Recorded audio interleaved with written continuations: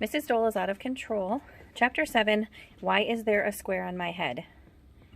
There was only one bad thing about the last day of school. We had to come back after dinner for graduation. Bummer in the summer. See the abstract? If you hide this book inside one of those Newbery award-winning books, it will make you look a lot smarter.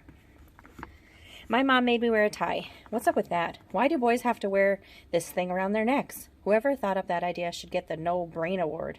That's an award they give out to people who don't have brains. My dad helped me tie my tie while my mom combed my hair. You look so handsome, my mom gushed, and she got all sniffly the way girls do. I expect you to be on your best behavior tonight, AJ, my dad warned. Nothing must go wrong. I didn't even do anything wrong yet, and already I was getting blamed. What could possibly go wrong anyway? It was just a graduation. We drove to school, Dad parked the car, and we walked to the playground. Mrs. Dole and Andrea's mom were standing at the gate, greeting everyone. As soon as we got inside the playground, I knew this was not going to be a normal graduation. There was a big stage set up with lights and a long banner that said, "Congratulations, graduates." Balloons were all over the place, and behind the stage was something really weird. A petting zoo with goats and chickens and cows and bales of hay. Is all this really necessary? My mom asked Mrs. Dole. With all due respect, what does a petting zoo have to do with graduating? It represents the diversity of life on our fragile planet, Mrs. Dole replied. As they grow up, children need to respect our animal friends. I didn't know what she was talking about, but it was cool to see goats and chickens and cows on the playground. Andrea's mom rolled her eyes. The teachers were sitting in the front row. I waved hello to Miss Hannah, Mr. Docker, Mrs. Rupee, Miss Small, Miss Coco, and all the others. Some of them were already sniffling and blowing their noses into tissues. Mrs. Dole told the parents to sit down and the kids to go to the gym. When I got there, all the guys had on ties, just like me. The girls had on party dresses.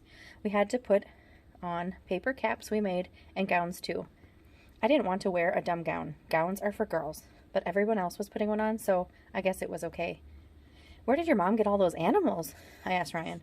You can rent anything, Ryan said. I guess she went to rent a farm animal.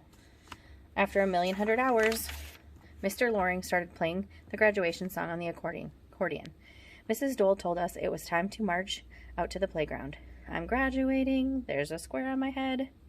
It was windy outside. I had to hold on to my cap so it wouldn't blow away. As we marched to the playground, our parents started clapping and taking pictures. Like we were movie stars. I sat between Michael and Ryan. I hope my mom doesn't go overboard, Ryan whispered.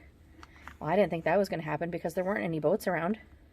Mrs. Dole walked onto the stage.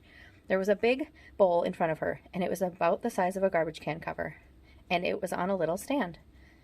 Welcome, parents, teachers, and students, Mrs. Dole announced. Let's begin the ceremony by lighting the eternal flame. She took a lighter out of her pocket and lit something in the bowl in front of her. Flames shot up in the air. This flame represents the eternal quest for knowledge that will forever burn within you, Mrs. Dole told us. I didn't know what she was talking about, but fire is cool. Maybe we would get to toast marshmallows later. After she lit the eternal flame, Mrs. Dole gave a speech. I don't remember much of it, but I think she told us to look both ways before putting on sunscreen and to always wear a bike helmet if we went running with scissors. Third grade can be scary, Mrs. Dole said, but remember how frightened you were on your first day of kindergarten?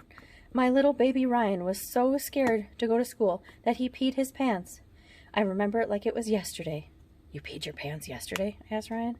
He was hiding under his chair. Man, that's what I would do if my mom just told hundreds of strangers that I peed in my pants yesterday.